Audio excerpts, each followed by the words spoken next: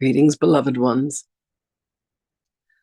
Beloveds, please understand that we are a family of souls that were given a mission, if you will.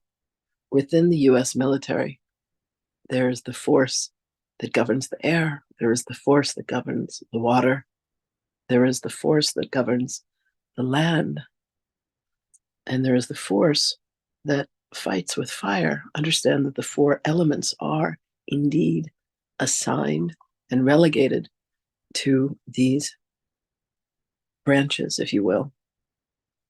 Now, this is used as protection. This is used as both offense and defense. But understand that with any structure, within any family, there comes those who take the positions of what would be the north, the south, the east, and the west, each governing different aspects or the elements. And what gives life to all of it, beloveds, is what you have called the ether, the spirit, the prana, the ki, the chi. It is the energy that drives all of these beings. Do you understand? So understand that within this family, there are those of you who have taken up the different positions.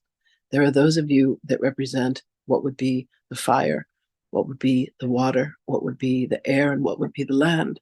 You have mastery in these arenas, beloveds. There are those of you with strengths that others do not possess. There are those with strengths that you do not possess.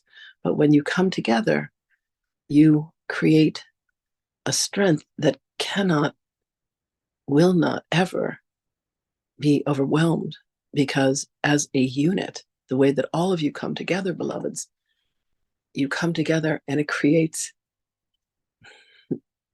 something that is so extraordinary. Understand that each one of your parts and each thing that you represent cannot be done by another. It can be done only by you, for that is how you have been designed. So while some may have a strength in what is the oracleship, others may have a strength in what is the transcriptions, others may have a strength in what is the editing. When you all come together in this fine collaboration, there will be those who contribute the financing. There will be those who keep the family together. There will be those with the critical eye that says, I believe this needs to be changed or this needs to be tweaked. But what you are doing, beloveds, is you as a community, as a nation, if you will, as a union, a family, you are bringing forth something that has not been brought forth before. Understand that you have our love, you have our guidance, you have our support. But the most important thing for each one of you to remember, beloveds, is that you have you. And you are a singular force of nature. With what it is that you represent different rays, you represent different colors, you represent different angels and archangels. That which you are drawn to is naturally a part of you. Now, yes, you've had mastery in many other aspects of you, shall we say, in many different incarnations. But for the work that you are all here to do now, within this generation, you are here to help Gaia through her transformation. You have volunteered and said, yes, yes, I will come. There is much truth, there is much light that is to be revealed, and I am here as part of that solution. You are not out lighting fires. You are not out throwing bombs.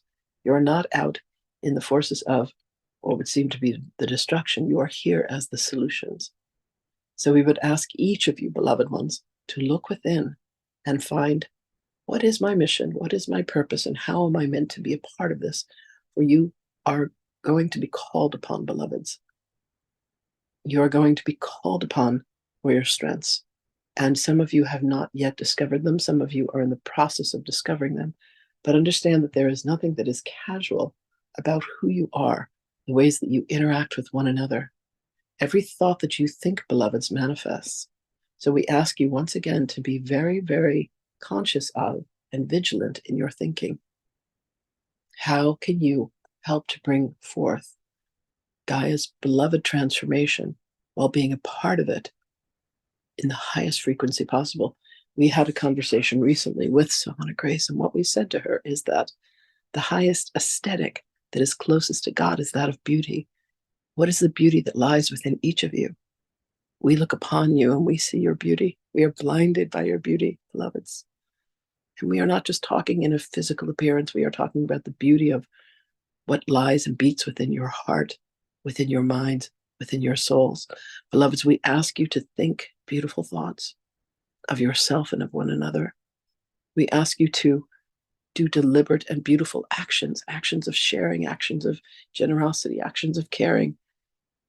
Sohana Grace had a moment yesterday with her mother when they were leaving the hospital, and she had a $20 bill in her purse, and her mother said, no, I will not give that to the ballet. Let me find a $10 bill. And she said to her mother, $10 does not make a difference to us, and it will mean the world to this young man who fetched our car when we arrived, who drove it away for you, who fetched it when it was time for us to leave. So her mother surrendered. And when she gave the money to this young man, you could hear within his heart what it meant to him to receive a tip so extraordinary, when the woman before had said, I do not have change of a 20, may I Venmo you? And then walked away without leaving this man a tip. So the generosity that was shared was giving a tip that was big enough for 2 or 4. It does not matter how many. You have generosity within your souls, beloved.